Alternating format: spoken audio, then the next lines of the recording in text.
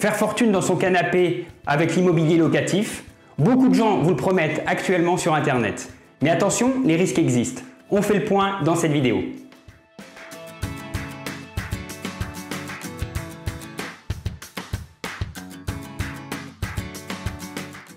Bonjour YouTube, Julien, expert bancaire et marché financier de Paris à Genève en passant par Londres et Moscou.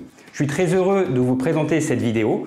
Aujourd'hui, on va parler des risques liés à l'immobilier locatif. Avant de commencer cette vidéo, un grand merci à toutes les personnes qui s'abonnent. Si vous n'êtes pas abonné, faites-le tout de suite. Et n'hésitez pas à laisser un petit commentaire, ça fait toujours plaisir. Aujourd'hui, on va parler des risques d'investir dans l'immobilier.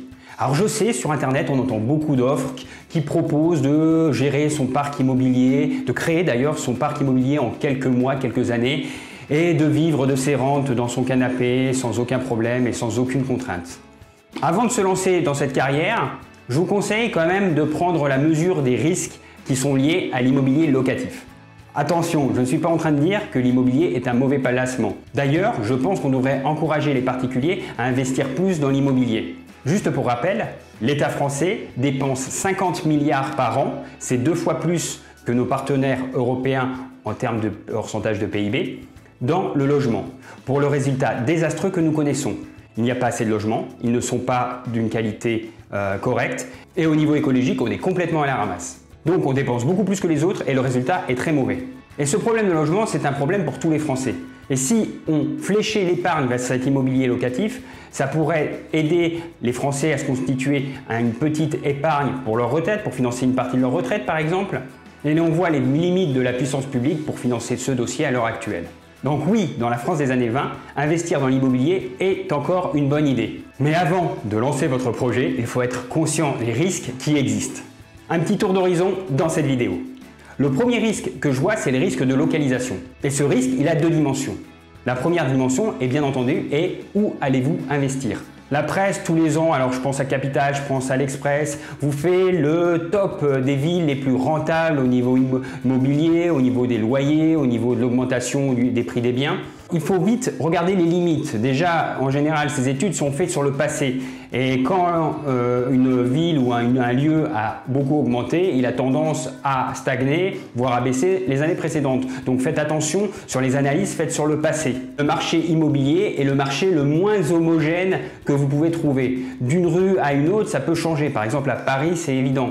On ne peut pas comparer un bien à Paris, un 2 pièces dans le centre de Paris et une maison de 200 mètres carrés près de Châteaudun. Les chiffres en données brutes ne veulent souvent pas dire grand-chose. Et mon deuxième conseil sur la localisation, qui est beaucoup plus pratico-pratique, c'est bien beau de chercher la meilleure rentabilité, et bien entendu il faut chercher la meilleure rentabilité. Et surtout, pour un premier achat pour de l'immobilier locatif, je vous conseille vivement d'acheter près de votre lieu de résidence. Pourquoi ? Parce que vous allez avoir des allers-retours à faire, surtout si vous le gérez en direct. Vous allez avoir par exemple la remise des clés, les états des lieux. S'il y a certains soucis avec vos locataires, par exemple dans le cadre d'un meublé, vaut mieux être à 5 minutes qu'être à 150 km. Et dans le cas où vous êtes très loin de votre bien, vous allez devoir faire appel à un intermédiaire, donc à une société de gestion, qui en général est dans une agence immobilière, pas que, mais très souvent. Et cela va vous coûter extrêmement cher. Donc le premier point, faites attention à la localisation et voyez si cette localisation est en adéquation avec votre vie. Le deuxième risque que je vois, c'est le risque des intermédiaires.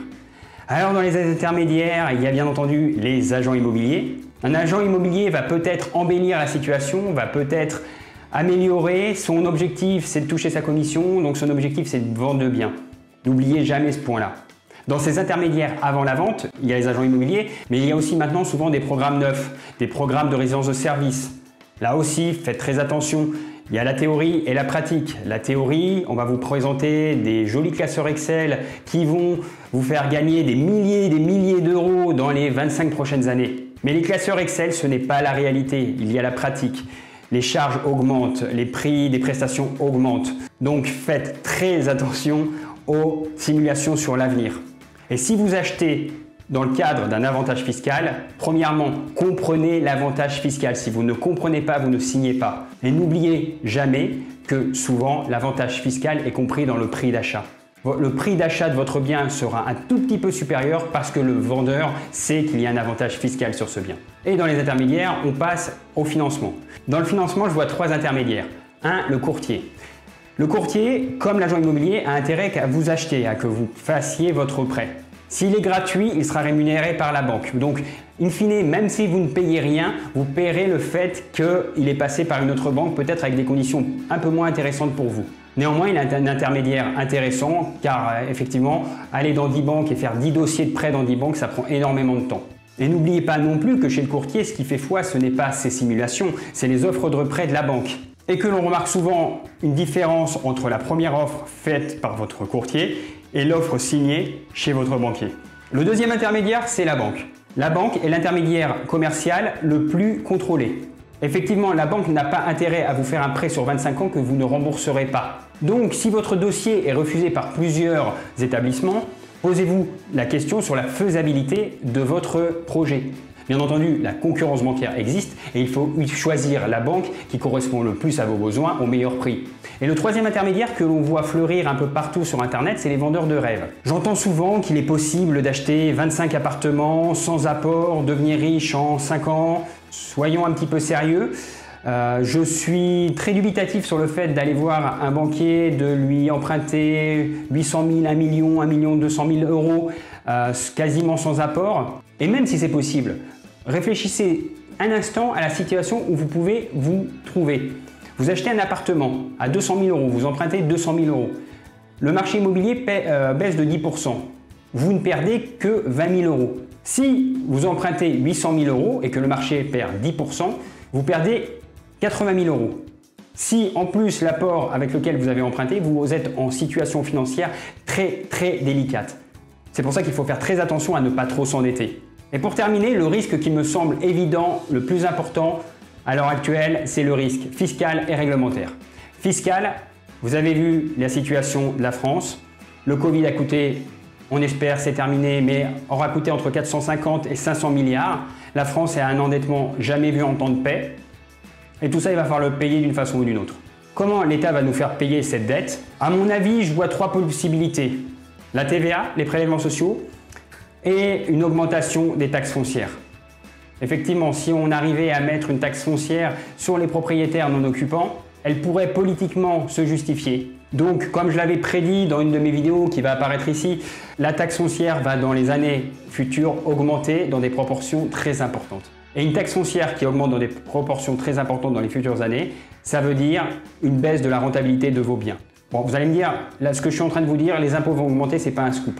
Mais il y a un deuxième point qui est souvent, à l'heure actuelle, oublié par les investisseurs immobiliers et qui est pourtant extrêmement importante. Pendant que je suis en train d'enregistrer cette vidéo, il y a des températures de 50 degrés au Canada, de 45 en Sibérie. Il y a un dérèglement climatique. Et un des premiers points où il va y avoir des règlements qui sont d'ailleurs déjà en vigueur et qui vont rentrer en vigueur de plus en plus rapidement, surtout s'il y a des phénomènes qui se passent sur l'opinion, c'est sur le climat. Et de toute manière, simplement, moralement et simplement en utilisant 2 secondes son cerveau, on est obligé de prendre en considération ce point pour notre logement. À l'heure actuelle, l'investisseur qui achète une vieille maison, fait plein d'appartements à l'intérieur, sans se soucier une seconde de l'isolation et de la note thermique, est suicidaire. Car s'il faut remettre aux normes, des normes de plus en plus dures, ce type de bien, ça va coûter énormément d'argent, ça va peut-être coûter le prix du bien. Donc faites très attention aux économies d'énergie et aux normes écologiques sur lesquelles vous achetez vos biens. Et un conseil bonus lié totalement à cette question, plus votre bien est aux normes, plus votre bien fait faire des économies à votre locataire et plus votre locataire sera content. Proposez à vos locataires des biens en parfait état. Un locataire préférera toujours un bien un tout petit peu plus cher mais dans un état nickel qu'avoir un taudis et en plus vous fidéliserez parce qu'il restera plus longtemps de votre bien.